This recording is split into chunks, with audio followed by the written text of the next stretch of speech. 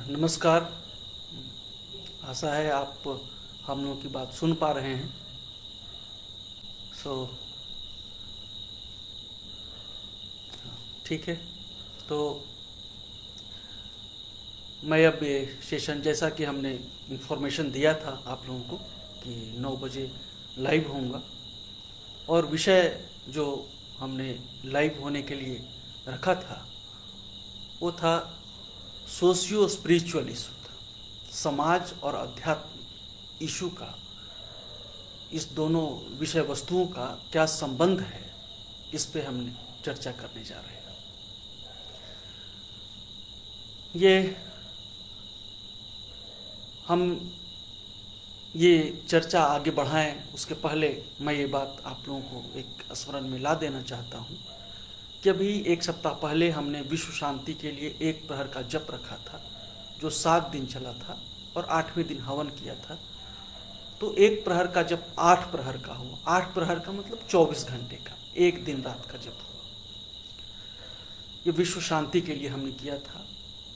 और विश्व शांति के लिए कैसे आएगी, इसमें हमने कुछ दोषों की विवेचना की थी कि इन दोषों का यदि निवारण होगा तो विश्व शांति आ पाएगी। जिसमें हमने पहला दोष कहा था गुरु चांडाल दोष, और दूसरा था गंडमूल दोष। हमने कहा था कि गुरु चांडाल दोष और गंडमूल दोष को समझेंगे तब आप वास्तु दोष को समझ पाएंगे, क्योंकि वास्तु दोष ही सबसे बड़ा विश्व का दोष है। वस्तु स्थिति बदल गई है इस वास्तु दोष के चलते। ये आसुरी प्रवृत्ति के लोगों ने, असुरों ने ये बदलाव किया है, जिसके चलते वास्तु दोष के चलते हम लोग अपनी बात को समझ नहीं पा रहे हैं, मानवता को समझ नहीं पा रहा है। अन्य दोष के निवारण के लिए भी हैं, जैसे काल सर्प दोष, ब्रह्म राक्षस का दोष, अघोर का दोष, जिन्न का दोष। अघोर और जिन्न का दोष खासकर अभी वर्तमान में समझना और उसका निवारण जरूरी है। मैंने इसके निवारण के लिए भी जप किया था और प्रार्थना की थी ईश्वर से। इन सारे जपों के, इन सारे दोषों के दूर होने के बाद जो हमने ये कामना की थी कि ब्रह्मर्षि समाज का कल्याण हो, ब्रह्मर्षि समाज का कल्याण। ब्रह्मर्षि समाज का कल्याण ऐसा क्यों? लोगों के मन में, कई लोगों को भ्रांतियां हुई कि ब्रह्मर्षि समाज सिर्फ एक विशेष वर्ग से संबंधित है। ये लाइव सेशन उसी बिंदु के स्पष्टीकरण के लिए है कि ब्रह्मर्षि कौन है और कलियुग में ब्रह्मर्षि का महत्व क्या है। ये सभी जानते हैं और ये काफी चर्चा का विषय रहा था कि क्षत्रियों में भी ब्रह्मर्षि हुए थे, विश्वामित्र। मैं और सिर्फ कह देने से नहीं, ये तथ्य भी प्रस्तुत करना चाहता हूं कि ऐसा क्यों है। क्योंकि कई लोग कह सकते कि हाँ है, कई लोग कहेंगे मानेंगे, कई लोग नहीं मानेंगे। तो ब्रह्मर्षि का आधार क्या है और ब्रह्मर्षि कैसे होते हैं, इसके लिए आप कुंडली जब देखेंगे तो आप पाएंगे, कोई भी व्यक्ति यदि कुंडली देखेगा तो पाएगा कि एक वर्ण होता है, गण होता है, नक्षत्र होता है, नाड़ी होता है और भी अन्य सूचनाएं होती हैं। तो इसमें अब यदि वर्ण देखेंगे तो एक परिवार में अलग अलग वर्णों के लोग पाए जाएंगे।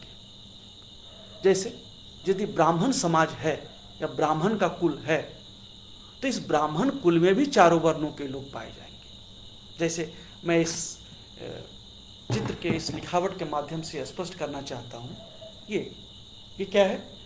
ये 4 कुल हैं, ये 16 घर होता है।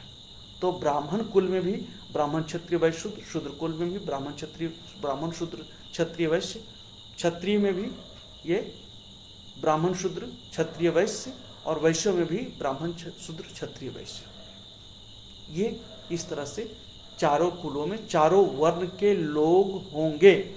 ये एस्ट्रोलॉजी की सच्चाई है, ये ज्योतिष की सच्चाई है, ये ग्रहों की सच्चाई है, ये अध्यात्म की सच्चाई है। इसे नकारा नहीं जा सकता। शूद्रों में भी ब्राह्मण वर्ण के लोग होंगे, इस सच्चाई को नकारा नहीं जा सकता। अब प्रश्न उठता है कि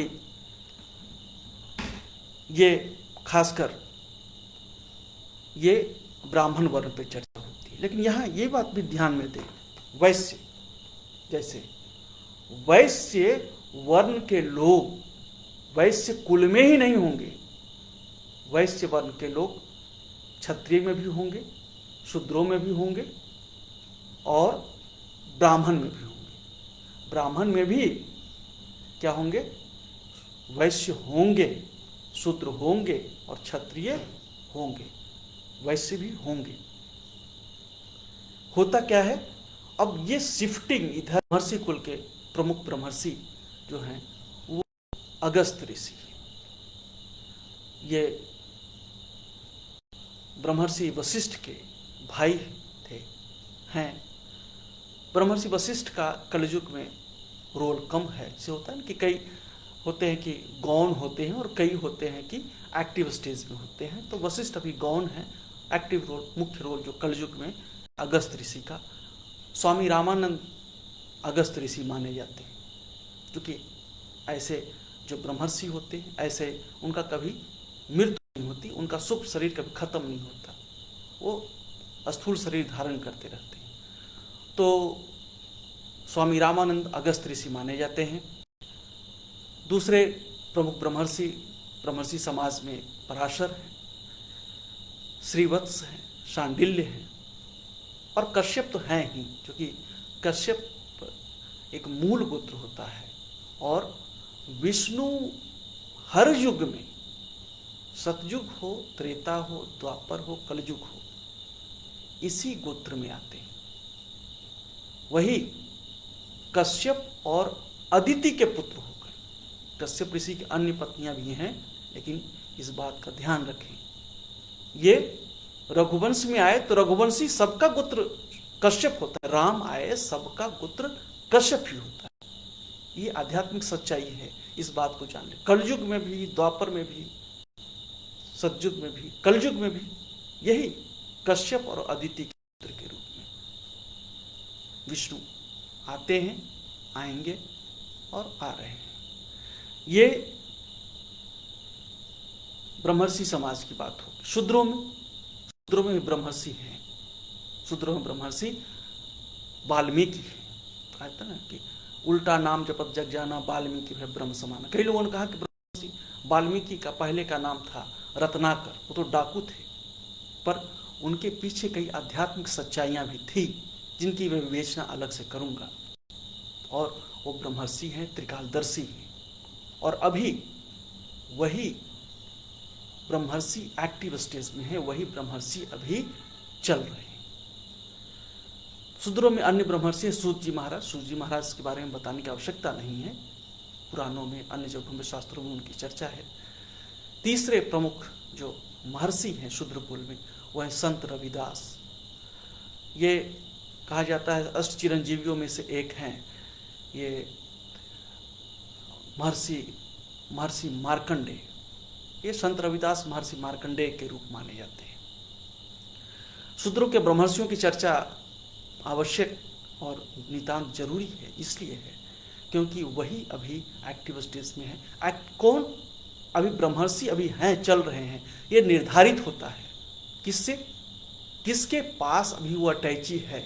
इनके पद की अटैची क्या है? इनके पद की जो आध्यात्मिक सत्ता के संचालक होते हैं विश्व के, उनकी पद की अटैची होती है कामधेनु गाय। कामधेनु गाय जिसके पास है, वही वर्तमान में आध्यात्मिक जगत का संचालक होता है। और कामधेनु गाय अभी ब्रह्मर्षि वाल्मीकि के पास है, इसीलिए ब्रह्मर्षि वाल्मीकि वर्तमान में सिर्फ भारत ही नहीं, पूरे विश्व के आध्यात्मिक सत्ता के संचालक हैं। तीसरा जो कुल है वो क्षत्रियों का। क्षत्रियों का जो है कुल है, उसमें ब्रह्मर्षि अभी जो नए ज्वाइन की हैं, जिसकी हमने चर्चा भी की थी, वो है अंगिरा। अंगिरा को वो अग्निमंत्रों के दृष्टा ऋषि कहा जाता है। ये ब्रह्मर्षि क्षत्रिय कुल में। ये इनकी चाबी अभी क्षत्रिय कुल में कायस्थों के पास है, जो काया बोलते हैं अंग, ये अंगीरा है, कायस्थ हैं, इनके पास है। तो सिर्फ इन्हीं के नहीं, सारे क्षत्रिय समाज के प्रमुख ब्रह्मर्षि हैं और यही संचालक हैं उनके। और चूंकि ब्रह्मर्षि वाल्मीकि सबके संचालक हैं तो उनका तो काम करेगा ही सब पे। दूसरे जो कायस्थ चंद्रवंशी क्षत्रिय होते हैं, चंद्रवंशी क्षत्रियों में दूसरे हैं यदुवंशी प्रमुख हैं, और उसमें अभी ब्रह्मर्षि पद नहीं मिला है। उसमें मुख्य गोत्र जो ब्रह्मर्षि पद के दावेदार हैं वो हैं अत्रि, महर्षि अत्रि।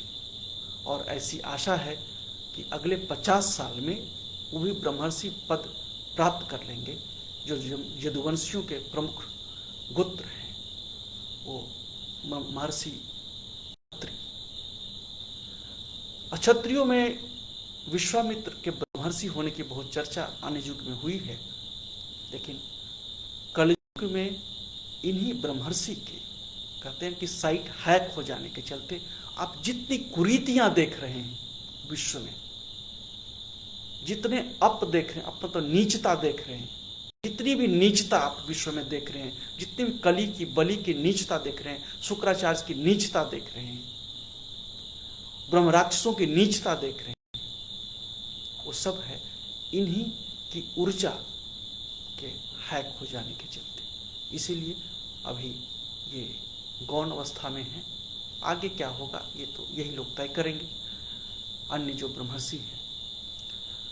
इसीलिए ये लोगों की बड़ी बेसब्री थी कि क्षत्रियों में कोई पूर्ण ब्रह्मर्षि जो हैं ज्वाइन करें, और इन्होंने उनमें आध्यात्मिक योगदान रहा है। चौथे जो है कुल है वो है वैश्य कुल। उनके लिए निर्धारित ब्रह्मर्षि थे ये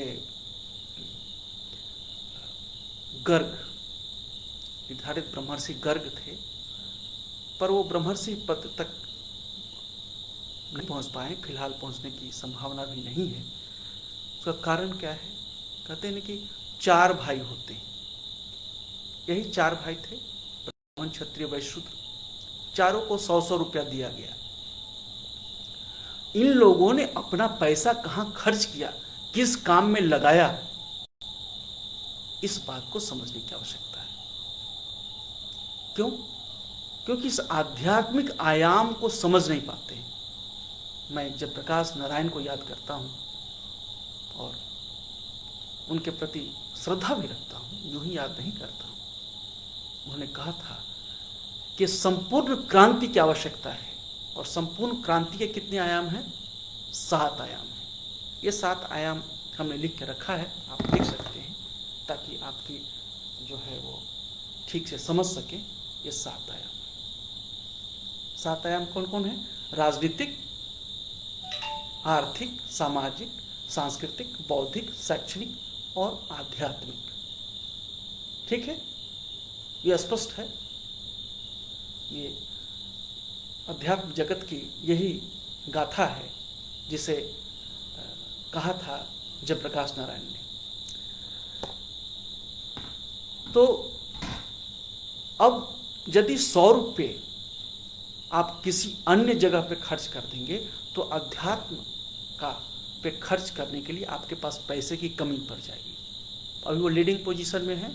ये सारे आयामों में वैश्य कुल ही है। राजनीतिक, आर्थिक, सामाजिक, सांस्कृतिक, बौद्धिक और शैक्षणिक शिक्षा भी दे रहे हैं। यदि ये, तो फिर क्या होगा? आध्यात्मिक आयाम जो सबसे प्रमुख आयाम है उसमें तो कहीं फेर पड़ेगा, और इसमें फेर पड़ने का मतलब है कि सब कुछ कहते हैं ना कि गड्ढमड्ढ हो जाना, उलट पुलट हो जाना, और यही हुआ है। और ये क्या है? किसी को कम नहीं, सबको बराबर दिया जाता है। मैं फिर कहता हूं, यही 100 रुपया आप कहां खर्च करते हैं, किस आयाम पे ज्यादा खर्च करते हैं, यही निर्धारित करता है कि आपका भविष्य कैसा होगा। ये आपकी अपनी मति है। विष्णु ने